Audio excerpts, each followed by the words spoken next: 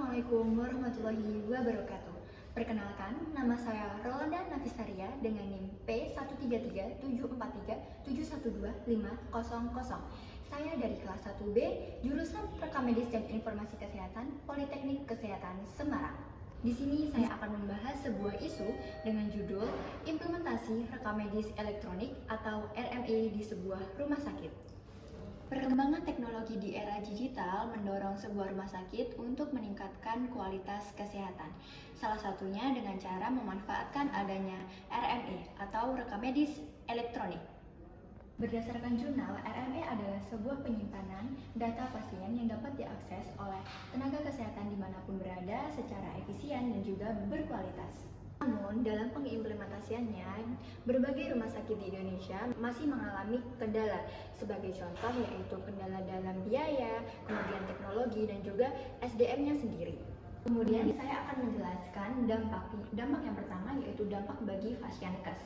Dampak positif dari adanya RME yaitu pelayanan untuk melayani pasien itu lebih cepat, tetapi negatifnya adalah apabila sistem error, data akan mudah hilang. Dan dampak yang kedua yaitu bagi SDM Fasiankes.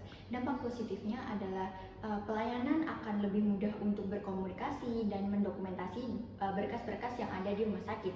Tetapi negatifnya adalah beban kerja meningkat karena sebagian SDM kesehatan itu belum paham akan IT. Kemudian yang ketiga adalah dampak bagi masyarakat. Dampak positif bagi masyarakat adalah pelayanan lebih cepat dan juga keakuratan data. Tetapi negatifnya adalah resiko akan adanya kebocoran data. Kemudian saya akan menjelaskan analisis masalah. Berdasarkan jurnal, terdapat beberapa poin atau faktor yang penting. Yang pertama adalah faktor keberhasilan.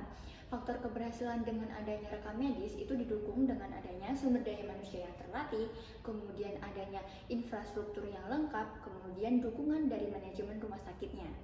Kemudian faktor yang kedua yaitu hambatan. Hambatan dengan adanya RME yaitu biasanya sistem itu mudah error. Kemudian dapat juga sumber daya manusianya itu belum terlatih mengenai komputer. Kemudian belum terintegrasi dengan sistem lain. Dan faktor yang ketiga yaitu masalah keamanan. Yang pertama adalah resiko akan adanya kebocoran data. Kemudian juga penyalahgunaan akan adanya password dan juga username. Artinya, RME sudah sah untuk dijadikan barang bukti di pengadilan atau hukum. Sebagai rekomendasi, beberapa cara dapat dilakukan. Yang pertama yaitu melakukan pelatihan terhadap sumber daya manusianya secara berkala. Kedua, melakukan penguatan kepada sistem pengamanan data. Ketiga, pengembangan pada sistem yang terintegrasi. Yang keempat yaitu penyediaan infrastruktur yang lengkap. Dan yang kelima dan yang terakhir yaitu dukungan penuh dari sistem manajemen rumah sakitnya. Kemudian yang terakhir adalah kesimpulan. Pengimplementasian rekam medis elektronik memberikan banyak manfaat bagi kita. Yang pertama yaitu kemudahan dalam mengakses data, kemudian efisiensi dalam pelayanan, dan juga meningkatkan standar kualitas kesehatan di rumah sakit. Namun masih terdapat berbagai hambatan seperti kekurangan SDM yang terlatih, kemudian teknologinya yang kurang memadai. Oleh karena itu diperlukan adanya kerjasama antara sumber daya manusia dan juga teknologi yang memadai agar dalam pengimplementasian rekam medisnya itu berjalan dengan lancar. Sekian yang dapat saya sampaikan mengenai pengimplementasian rekam medis elektronik di sebuah rumah sakit.